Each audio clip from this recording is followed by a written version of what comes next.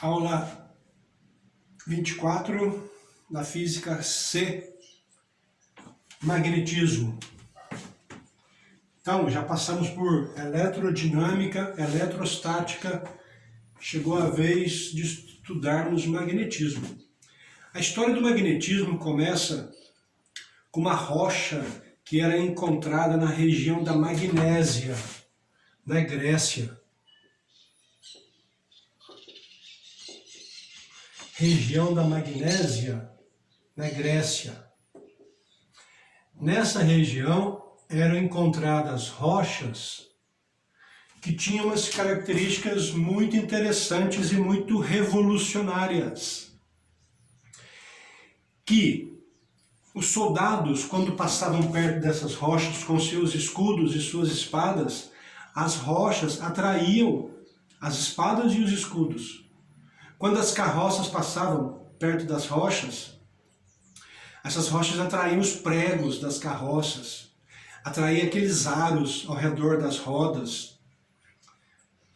Os caras ficaram intrigados com essa rocha. E aí, acharam de início que era coisa do inimigo. O inimigo tinha plantado essa rocha lá para alguma coisa, para espionagem, para causar alguma discórdia, alguma coisa. Depois, ficaram de plantão ao redor da rocha e nada acontecia, assim, coisas de inimigo. Aí alguém teve a ideia de que aquela rocha poderia ser alguma coisa divina, um sinal de Deus para os homens aqui na Terra.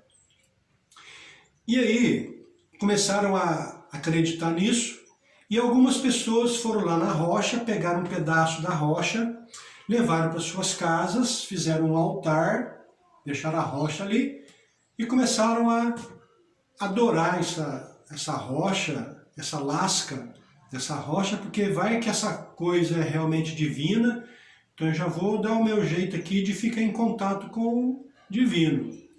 Bom, uma dessas rochas, uma dessas lascas dessa rocha, um desses pedaços dessa rocha, foi parar nas mãos de um chinês. Esse chinês muito curioso começou a fazer várias experiências com essa rocha. Eu tenho aqui em mãos um pedaço dessa rocha. Uma das experiências que esse chinês fez foi amarrar uma cordinha no meio dessa rocha, no meio dessa lasca, desse pedaço, e deixar a lasquinha ficar girando até parar. Se ficar demorando muito aqui, eu vou dar um jeitinho, tá?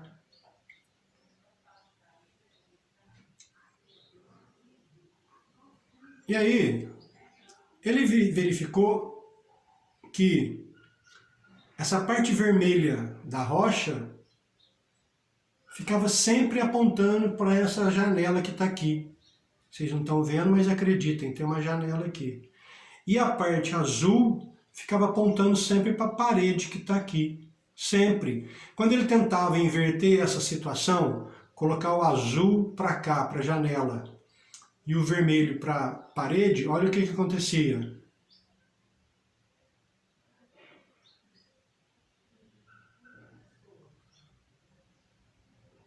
Girava até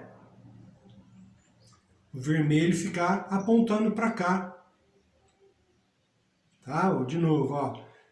Tentou colocar o azul para o lado de cá, virado para a janela que está aqui à minha esquerda. Olha só, ele não fica.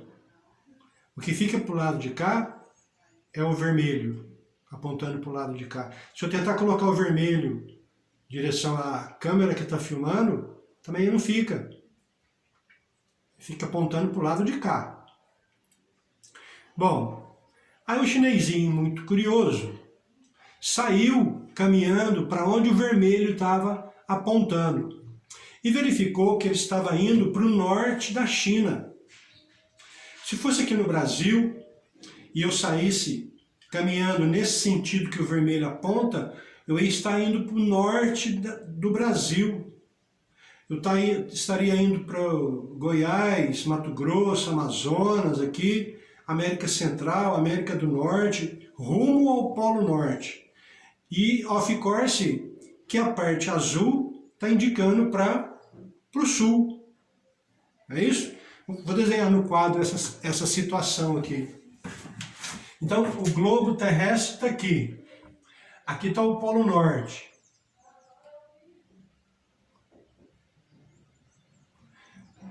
E aqui está o Polo Sul.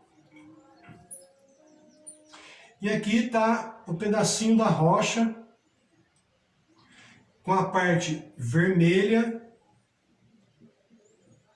indicando para o norte e a parte azul da minha lasquinha apontando para o sul.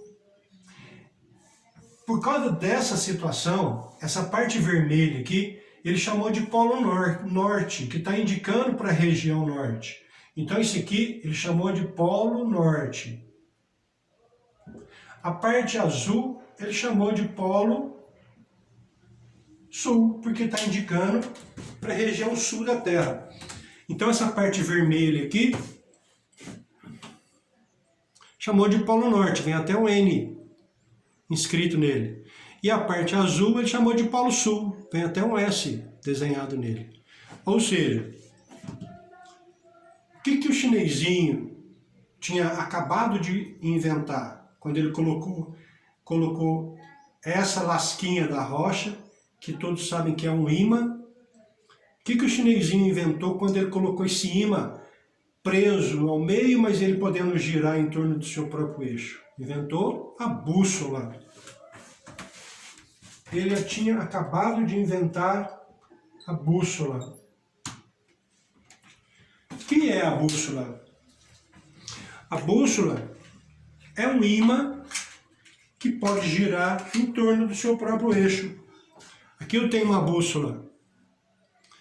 Essa agulha aqui dentro, que tem uma parte vermelha, uma parte amarela pintada, é um imã, igualzinho a esse. Aqui o norte é pintado de vermelho. Aqui o norte é pintado de amarelo, dentro da bússola. Essa pintinha norte aqui indica que esse imã, o norte está aqui e o sul está do outro lado. O que é a bússola? A bússola é exatamente isso aqui. É um imã que pode girar livremente em torno do seu eixo, tem um ajuste aqui, ó, a bússola aqui, tem um apoio no meio do imã, e essa agulha pode girar em torno desse eixo.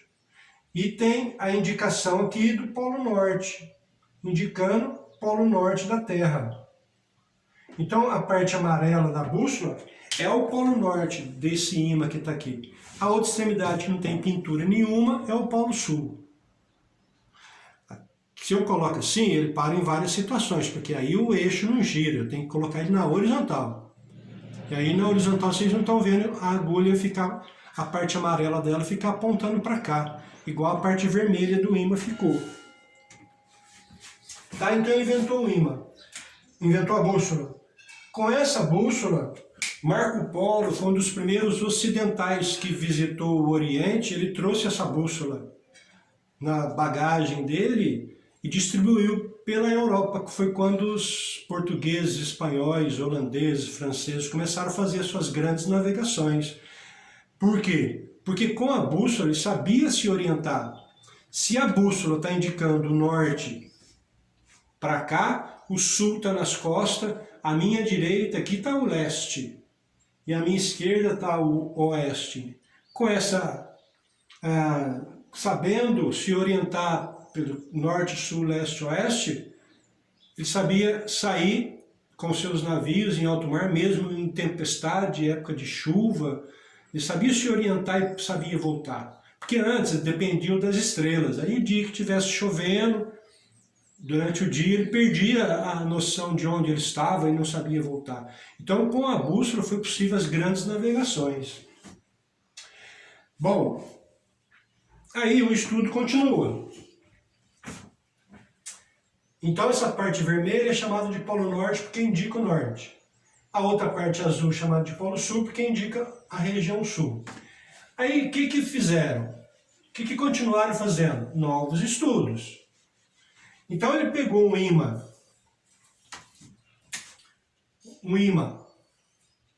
que tem o seu norte e o seu sul gravados e tentou aproximar de um outro ímã com o seu norte e sul. Ele tentou aproximar dois nortes. Que tipo de força aparece entre eles? A força de repulsão. Norte com norte repele. Repulsão. Aí ele virou o ímã. Tentou colocar o sul de um ímã com o sul de um outro ímã. Que tipo de força aparece entre esses dois ímãs aqui? A força também é de repulsão.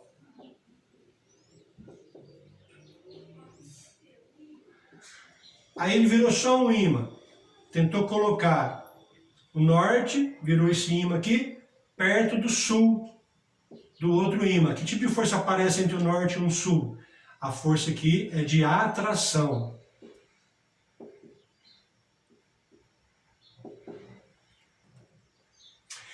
Com isso, ele voltou ao estudo dele.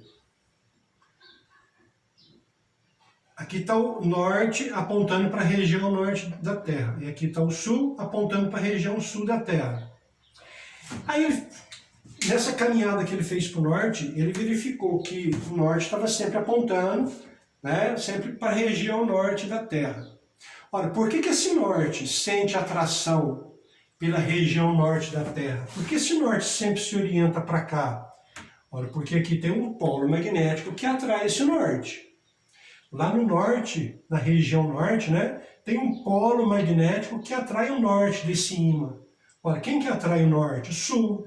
Então aqui na região norte, ó, aqui é o polo norte geográfico. Aqui na região norte geográfica tem um polo sul magnético. Vou repetir do lado de cá agora. Ó. Por que esse sul fica apontando para a região sul da Terra? Porque aqui tem um polo magnético que atrai o sul. Mas quem que atrai sul? É norte. Então aqui no polo sul geográfico existe um polo magnético. O polo norte magnético. Então funciona assim. Os polos geográficos, e esses dois polos aqui não coincidem, eles são defasados, tem uma certa distância entre eles. Aqui está o polo geográfico, aqui está o eixo geográfico, aqui é o sul e aqui é o norte. O eixo magnético está um pouquinho desviado. Esse aqui é o eixo magnético da Terra. Existe um desvio de alguns ângulos aqui, de alguns graus aqui, de 11 graus, tem gente que fala que é 12, 13, mais ou menos 15 graus, 10, por aí. Essa defasagem aqui, ó, entre um eixo e outro. Então, aqui nesse eixo magnético, no polo sul geográfico, tem o norte geográfico, que atrai o sul do ímã.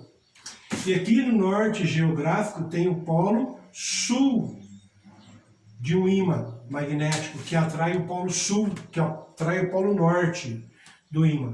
Isso quer dizer que a Terra tem dentro de si um gigantesco ímã que atravessa todo o diâmetro da Terra? Sim, a Terra possui um ímã gigantesco aqui, que tem o seu polo sul, perto do polo norte geográfico, e tem o seu norte, seu polo norte magnético, perto do sul geográfico.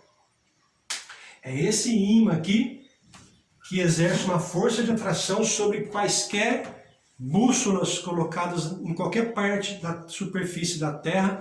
É esse ímã aqui que orienta. Porque se eu colocar um ímã perto da bússola, não dá para vocês verem aí. Se eu colocar um ímã perto da bússola, ó, coloquei o sul vai atrair o norte aqui, não vai? Aqui, ó. Olha. Aqui é o sul azul, ó, tá atraindo o norte, que é o amarelo lá, ó. Olha aí. Eu consigo manobrar a agulha da bússola. Mas se eu colocar o norte aqui, ó, o norte atrai o sul da minha agulha que está aqui, ó. Aí eu consigo manobrar ela. Mas ela, quando não tem nenhuma força atuando sobre ela, aí volta a apontar norte e sul da Terra. Bom, aí os estudos continuaram. Uma das ideias foi o seguinte: quais materiais podem ser ímã? Quais materiais podem ser ímã?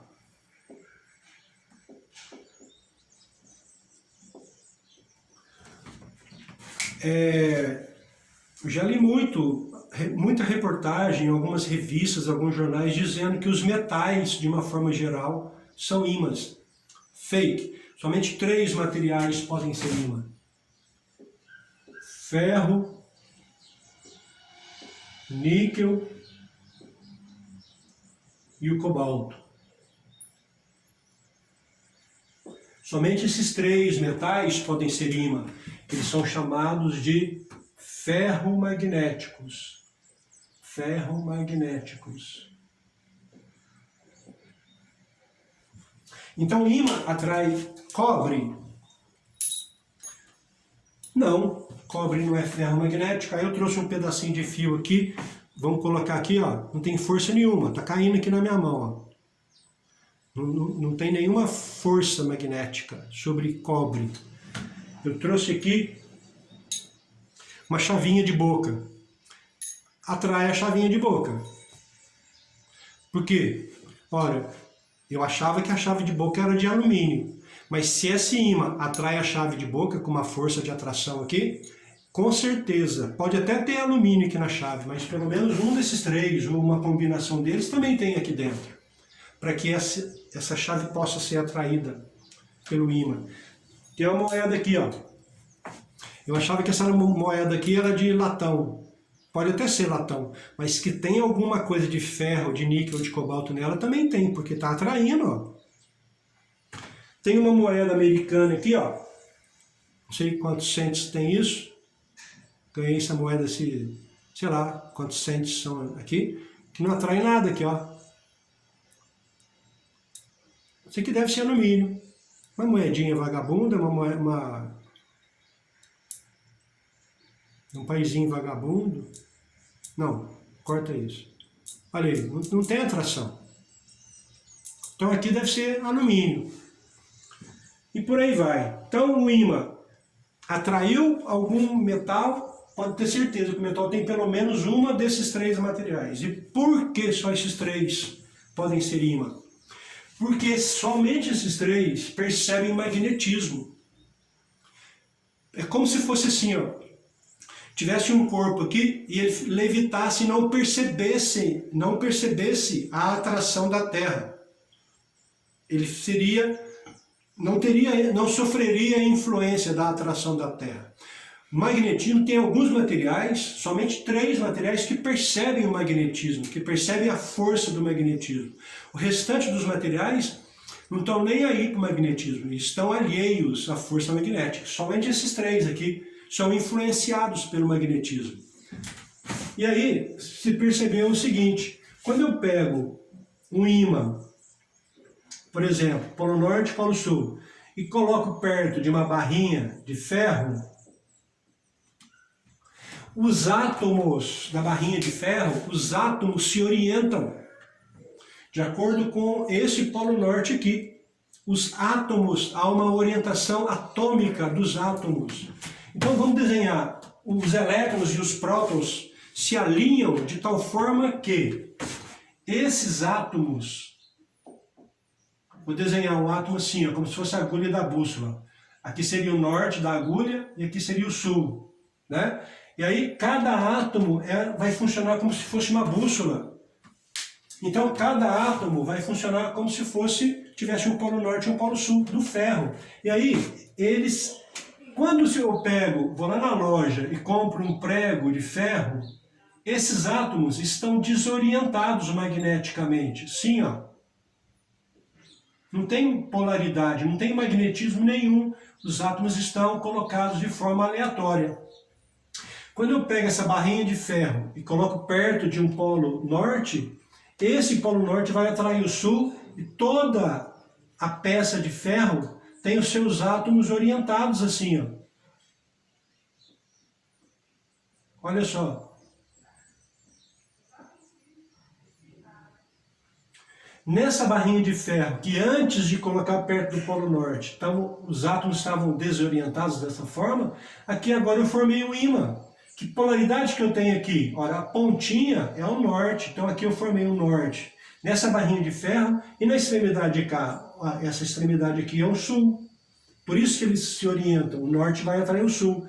E se eu tivesse colocado esse ímã, aqui o contrário, sul e norte, e coloquei a barrinha de ferro, que estava com seus ímãs, seus átomos desorientados dessa forma, como quando eu comprei e coloquei aqui perto do Polo Sul.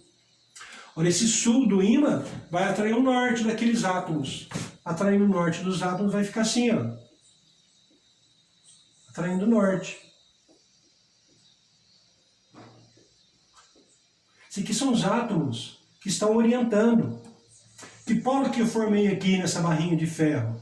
Ora, essa pontinha de cá é o sul, então eu formei um sul de cá, e nessa extremidade de cá eu formei o norte. Eu tenho um ímã que agora é essa barrinha de ferro? Tem um ímã. E se eu tivesse colocado uma barrinha de cobre? Uma barrinha de cobre. Inicialmente, a barrinha de cobre estava assim, ó, com seus átomos desorientados, não tinha magnetismo nenhum. E quando eu coloco perto de um polo sul, continua da mesma forma, desorientados, não forma polaridade. Os átomos do cobre, do alumínio e dos outros materiais não percebem que tem magnetismo por perto. Somente esses três materiais. Então qualquer barrinha que eu pegasse, qualquer um dos três materiais, eu tornaria esse pedacinho um novo ímã. Já os outros materiais, eles não percebem campo magnético. O que acontece se eu quebrar esse pedacinho aqui ao meio? Eu tinha barrinha de ferro, que eu acabei de orientar os ímãs elementares, eles estão assim. Então desenhei alguns átomos aqui orientados. Então aqui tem o polo sul, aqui tem o polo norte. Aí eu quebrei o ímã. Tem duas partes. Ora, os átomos continuam orientados dessa forma. Então eu criei dois ímãs. Aqui continua sendo o polo sul, criei um polo norte aqui no meio. A outra pedacinho de lá que é o sul, a outra extremidade que é o norte. Se eu for quebrando, eu vou criando novos ímãs, sempre com dois polos, o norte e o sul. Até quando eu vou quebrando aquele material lá, ele ainda é ímã? Até o átomo. Quando restar um átomo, esse átomo ainda está orientado para lá, norte e sul. O átomo vai estar orientado para lá ainda, ó, norte e sul. Até um átomo ainda é um ímã. Quando é que esse corpo perde magnetismo? Quando é que ele perde magnetismo? Ora, se eu esquentar esse material, esquento, o que acontece com a vibração dos átomos? Começa a agitar muito, começa a vibrar muito por causa do calor que ele está recebendo, e nessa vibração ele perde essa orientação e deixa de ser ímã. Quanto mais quente ele tiver, menos magnetismo ele vai ter, e se eu derreter esse material, atingir o ponto de fusão do material, eu não vou ter ímã líquido. O ímã só é sólido, nessas condições que estão aqui. Aí, uma outra experiência que foi feita foi o seguinte: pegou-se o ímã, colocou uma folha de papel por cima do ímã e jogou limalha de ferro por cima do papel. Por que foi colocado o papel sobre o ímã? Porque se eu jogo limalha de ferro, limalha é pó de ferro, bem fininho. Se eu jogo aqui, ele vai grudar no ímã. E eu ponho a folha de papel por cima, ele não vai grudar no ímã. Eu tiro a folha, o ímã sai e eu vou reaproveitar a limalha. Então a história é assim, ó. Eu tenho o ímã com seu polo norte e seu polo sul, e aí eu coloco uma folha de papel sobre o ímã e jogo pó de ferro, limalha de ferro. Limalha ou pó de ferro. É um pozinho bem fininho. Por que tem que ser ferro? Porque o ferro é magnético. Sendo magnético, ele vai perceber que tem um ímã debaixo da folha. E aí, essa limalha, esse pó, se orienta dessa forma que está aqui. Ó. O pozinho vai juntando e vai formando caminhos, saindo de um polo e indo para o outro. Desse jeito, mais ou menos dessa forma que está aqui. Ó. Ó. Tem, a limalha se junta, forma um caminho, depois tem um espaço vazio, outro caminho cheio de limalha, cheio de pó, espaço vazio. Isso que eu estou desenhando aqui é o campo magnético que existe ao redor de um ímã. Campo magnético. Nós já estudamos alguns campos. Nós já estudamos o campo gravitacional da Terra. O que é o campo gravitacional da Terra? Olha, é uma região ao redor da Terra e quando eu coloco um corpo dentro dessa região, a Terra atrai. Já estudamos campo elétrico ao redor de cargas elétricas. A gente usa a letra E maiúscula para representar campo. O que é campo elétrico? Olha, eu tenho uma carga positiva. Ao redor da carga positiva, ela tem um campo elétrico. Qual o sentido do campo? Positivo, carga positiva. Eu represento o campo através de linhas radiais que saem do centro dessa carga elétrica, saindo da carga. E se a carga for negativa? Eu uso linhas para representar o campo elétrico. Sabemos até calcular o campo a uma certa distância da carga. Sabemos que entre duas placas carregadas, uma positivamente, a outra negativamente, existe um campo elétrico uniforme. Então nós conhecemos o campo gravitacional dos planetas, o campo elétrico das cargas elétricas, e agora eu estou apresentando para vocês mais um campo, que é o campo magnético. Campo magnético é uma região ao redor do ímã, onde qualquer outro ímã ou qualquer outro material que seja ferromagnético colocado, esse ímã vai exercer influência. Deixa eu colocar qualquer outro material, cobre, os outros materiais nem percebem o campo magnético. Pois bem, qualquer campo é vetor. Campo magnético também. Está vendo que aqui eu só desenhei o campo, mas não tem sentido do campo? Como é que eu vou desenhar o sentido? Como é que eu vou estudar o sentido? Eu vou usar a bússola. A bússola é assim, ó, a agulha da bússola. O ímã da bússola tem o seu polo norte pintado em forma de seta. Vou mostrar de novo para vocês aqui, ó. Em forma de seta, a parte amarela é o norte, ó, uma parte de seta, em forma de seta. Eu vou usar a bússola para orientar esse campo. Então, se eu coloco a agulha da bússola aqui, como é que a agulha fica? Olha, esse sul vai atrair o norte. A bússola vai ficar dessa forma. Então, a gente diz que essas linhas entram no Polo Sul. Essas linhas aqui, ó, que representam o campo, todas elas entram no Polo Sul. Linhas do campo magnético entram no Polo Sul. E aqui, se eu colocar a bússola aqui, ó, esse norte vai atrair o sul, vai repelir o norte. Então a gente diz que as linhas saem do Polo Norte, ó, as linhas do campo saem do Polo Norte e vão para onde? Se eu colocar a agulha aqui, ó, esse sul vai atrair o norte. Esse norte vai atrair o sul. Então as linhas, olha lá, estão saindo do norte e indo para o sul. Então a gente representa o campo assim, ó. Aqui está o norte, aqui está o sul. Então são linhas que saem de um polo e vão para o outro polo. Assim a gente representa, desenha as linhas do campo magnético. Qual o sentido? O sentido é dado pela agulha da bússola. Se eu colocar a agulha aqui, esse norte repele o norte e atrai o sul. Então a gente diz que as linhas saem do polo norte, ó. Se eu colocar a agulha aqui, esse sul atrai o norte, então a gente diz que as linhas entram no polo sul.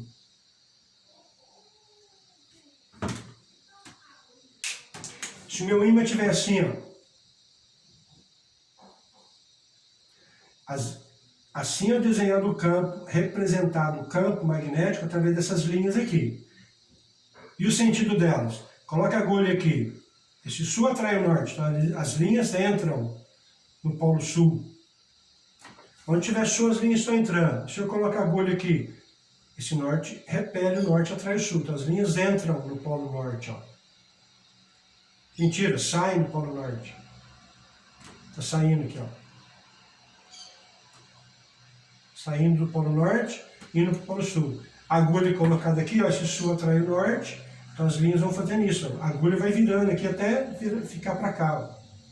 Coloca a agulha aqui, ó, ela vai ficar fazendo assim até ficar assim, e o Polo Sul atrai o Norte. Então as linhas entram no Polo Sul e as linhas saem do Polo Norte. Bem, no começo da aula, nós começamos a falar que a Terra possui um grande ímã que atravessa todo o diâmetro da Terra.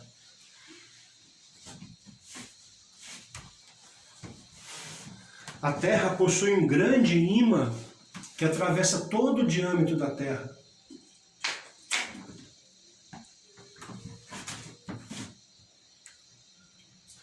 Aqui está o ímã, que atravessa todo o diâmetro da Terra. Na região norte tem um polo sul. Na região sul tem um polo norte da Terra. Então existe um campo magnético ao redor da Terra. A Terra tem um ímã, todo ímã tem campo magnético. Então existe um campo magnético ao redor da Terra. Desenhe as linhas desse campo. Ora, saem de um polo e vão para o outro. As linhas saem de um polo e vão para o outro. Qual o sentido dessas linhas? É dado pela agulha da bússola. Esse norte repele o norte, então as linhas estão saindo do polo norte. Ó. E quando eu coloco aqui, se sul atrai o norte, as linhas estão chegando no sul. Graças a esse campo magnético ao redor da Terra, existe vida na superfície da Terra. Esse campo magnético nos protege de um monte de partículas superenergéticas que se não tivesse o campo magnético da Terra, essas partículas incidindo na superfície funcionariam como bomba atômica e a vida já não existiria mais. Então tem o campo magnético da Terra. Deixa eu explicar melhor isso. Aqui está o Sol. O Sol tem reações magnéticas surpreendentes que o ser humano começou a investigar há pouco tempo. Faz pouco tempo que os cientistas direcionaram alguns satélites, alguns supervisores, material aí os cientistas começaram a supervisionar o que acontece na superfície do Sol. E verificaram que tem muita reação magnética, que muito magnetismo, muita atuação magnética, gigantescas manifestações magnéticas. E aí, os cientistas monitorando essas reações magnéticas que tem no Sol, verificaram o seguinte: normalmente o Sol manda muitas partículas energéticas em direção do universo todo, mas o que vai nos interessar são as partículas em direção à Terra. São elétrons, são prótons com muita energia, com muita velocidade. Essas partículas, se não tivesse o campo magnético, porque o campo magnético retém essas partículas. Se não tivesse partícula e elas incidissem na superfície da Terra, essas partículas iriam funcionar como bomba atômica. E adeus vida na superfície da Terra. O campo magnético retém essas partículas. De vez em quando, acontecem algumas reações anormais, muito mais violentas, chamadas de vento solar. Nesse vento solar, as partículas são muito mais energéticas do que o normal. Sendo muito mais energéticas e incidindo no campo magnético da Terra, elas têm tanta energia e o campo retém essas partículas, mesmo com mais energia, só que o campo chacoalha, balança. Essas partículas conseguem fazer com que o campo oscile no sentido de amortecer essas partículas. Então o campo chacoalha, movimenta, retém a partícula e joga a partícula de volta. Então, quando as partículas incidem, o campo sente essa energia das partículas e dá uma vacilada, uma variada. E aí, perceberam que durante a incidência dessas partículas superenergéticas na época do vento solar, que elas, quando elas incidem, faz o campo magnético da Terra chacoalhar. Algumas baleias e alguns golfinhos encalham em algum canto da Terra. Ótimo. Alguma baleia, algum golfinho encalha em algum canto, em alguma praia da Terra, quando esse campo magnético oscila, depois da incidência de umas partículas muito energéticas. Qual é a ideia? Que esses animais que fazem grandes travessias durante alguma época do ano, as baleias, por exemplo, saem do sul e vão procriar na costa da Bahia. Como é que ela se baseia? Saindo do sul e vem para a costa da Bahia, qual a orientação que ela tem para fazer este caminho, para procriar, criar seus filhos, seus filhotes e voltar depois? Qual a referência que ela tem para fazer essas grandes travessias? Estão achando que é o magnetismo da Terra que faz essa orientação. Acharam alguns fósseis de alguns peixes, e esses fósseis têm na sua coluna vertebral pequenos pedacinhos de ferro, magnetita, bem antigos, de peixes bem antigos. O pombo-correio, também a orientação do pombo-correio, para quando ele é solto, dele ir para uma cidade para outra, ele vai baseado em quê? Fizeram a experiência assim, pegaram um pombinho-correio, puseram um imã na cabecinha dele, prenderam o imã, colocaram a mensagem na perninha dele, de uma cidade que ele estava sempre acostumado a ir. Quando puseram o imã na cabecinha dele, ele perdeu a orientação e não soube ir, ficou em cima de uma árvore. Tiveram que subir na árvore para pegar o pombinho-correio. Tiraram o imã da cabecinha dele, soltaram ele foi para aquela cidade. Ou seja, pássaros também, aqueles pássaros que migram, tem grandes migrações, grandes viagens, devem se basear no campo magnético da Terra. Acho que é isso.